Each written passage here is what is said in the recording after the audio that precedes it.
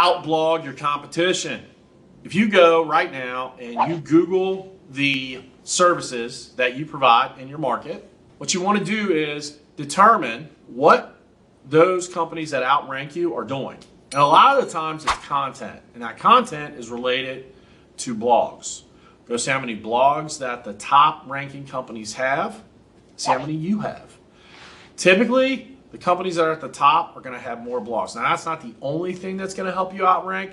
That definitely is one way to outrank your competition, is to outblog them. In fact, we believe that blogging weekly is important to be able to maintain, number one, fresh and new information, but number two, give Google signals to be able to push your company's rankings.